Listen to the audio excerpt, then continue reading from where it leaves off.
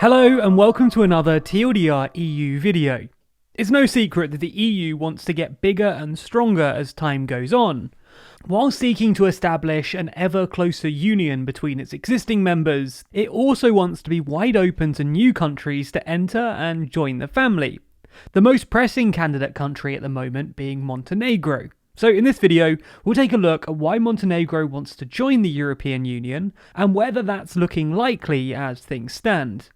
If you like our videos and want to support the channel, then you can subscribe to get more content, but you can also back us on Patreon. In return for your support, you get a whole bunch of perks like exclusive live events, early access to videos, and the right to pick video topics. Also, this month only, every patron $10 and up gets an exclusive Golden Country with Shoes pin badge, completely free. These badges will never be for sale, so get yourself something special, get the free gift, and sign up today. The link's in the description. In the short time that Montenegro has even been a country, it's pursued a closer and closer relationship with the European Union. On the 3rd of June 2006, the country's parliament formally declared independence from what was then known as the State Union of Serbia and Montenegro. Within a matter of months, a European partnership between Montenegro and the EU had been declared, and just 10 months after that, a stabilisation and association agreement, as well as a separate interim agreement on trade, was signed between the two. Then in 2008, just 2 years after even becoming a country, Montenegro applied for EU membership. Now, long-standing viewers of the channel will know that applying to join the EU isn't a quick process by any stretch of the imagination. It took 2 years for the European Commission to issue a favourable opinion on the application, which, despite being favourable, set a number of targets that had to be met before negotiations could continue. Most notably, the strengthening of the rule of law, in particular through depoliticised and merit-based appointment of members of the judicial councils, as well as the enhancement of media freedoms, improvements on the anti-corruption front, and a doubling down on the fight against organised crime. By 2011, the council had formally granted Montenegro candidate status and launched a formal accession process, with negotiations starting on the 29th of June 2012. Part of the conditions for membership is adherence to the EU acquis communautaire. 35 distinct chapters must be opened, negotiated, and concluded before a country is able to join, from compliance with rules on competition policy, transportation and energy, to financial services and Europe's favourite, fisheries. The accession process for the Western Balkan countries is special in the grand scheme of things though. Besides the chapters that have to be resolved by all candidate countries through the stabilisation and association process, the wider accession process has 3 specific aims. The stabilisation of the countries politically and encouragement of a swift transition to a market economy, the promotion of regional cooperation, and the eventual membership of the EU. A possible sticking point as negotiations progress is Montenegro's currency though. Montenegro has, from 2002, actually used the euro as its official currency. The problem being, they weren't exactly given permission to do so, which has landed them in a bit of hot water. In 2007, the EU's finance ministers warned that Montenegro's use of the euro was incompatible with EU law. In a report by the ECOFIN Council to the European Union, it states that it should be made clear that any unilateral adoption of the single currency by means of euroization would run counter to the underlying economic reasoning of the Economic and Monetary Union, which foresees the eventual adoption of the euro as an endpoint of a structured convergence process within a multilateral framework.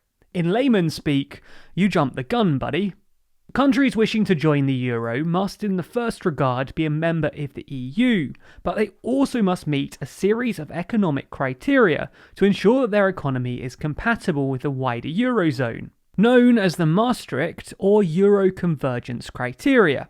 1. Price stability. 2. Sound sustainable public finances, in effect not having a deficit greater than 3% of GDP. 3. Exchange rate stability, and 4. Long-term investment rates.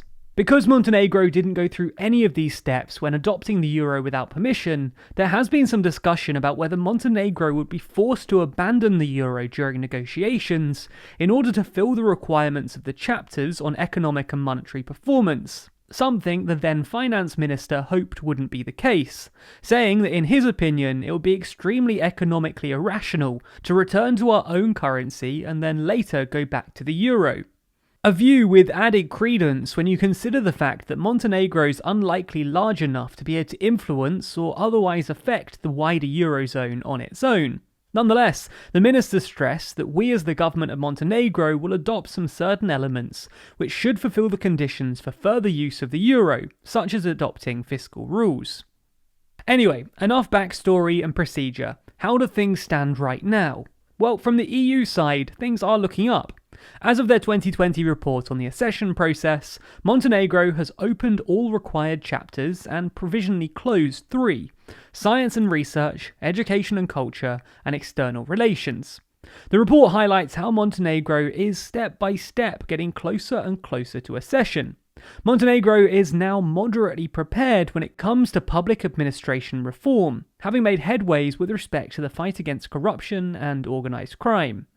The report stresses that on fundamental rights, Montenegro has made some progress. In July 2020, the law on life partnership for same-sex couples was enacted, and the capacity of human rights institutions has been reinforced. Although not everything was fine and dandy. During the reporting period, Montenegro has made no progress on freedom of expression. Important old cases of attack remain open, including the 2004 murder of the editor-in-chief of a daily newspaper.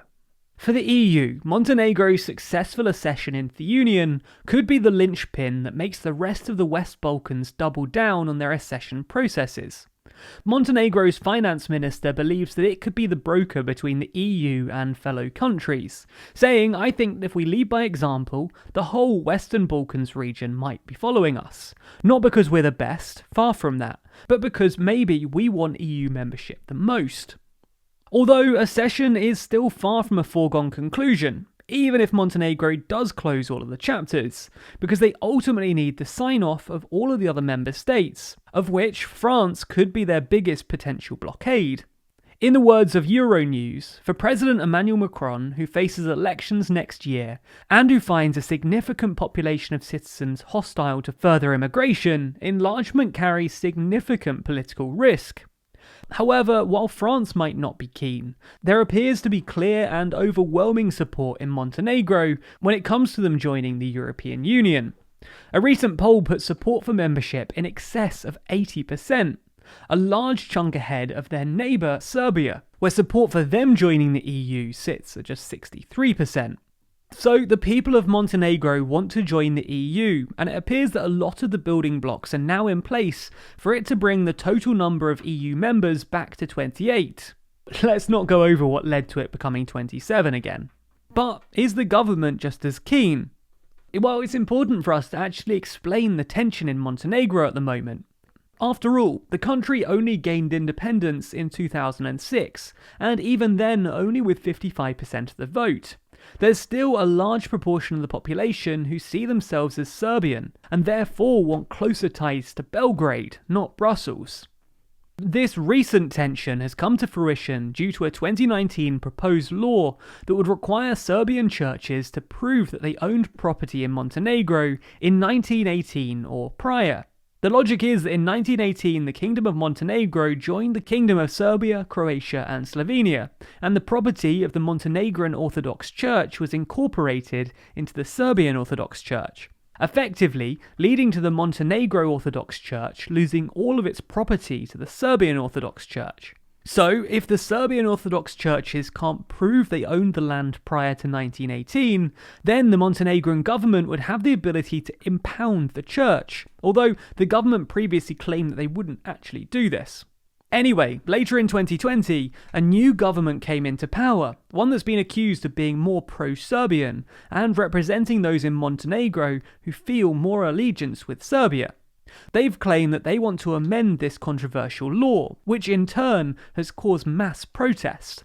This demonstrates the deep division in Montenegro about their national identity, And with a new government in power that's been accused of wanting to move closer to Serbia and Russia than NATO and the EU, it makes sense why questions are being asked about their commitment to the Union.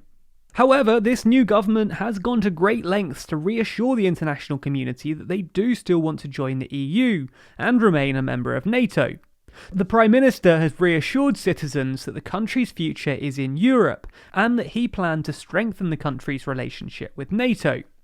The point we're making here is that although there are some fundamental tensions within Montenegro, the government is still keen to demonstrate that European Union membership is very much still the plan. Which is good news, with chapters closing and negotiations continuing.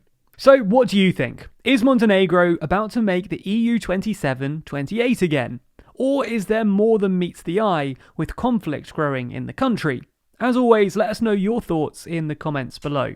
Be sure to subscribe to the channel and hit the bell icon to be notified when we release new videos. Special thanks to our Patreon backers who make videos like this one possible. And if you want to see your name at the end of videos, then you too can back us on Patreon. The link to that's in the description.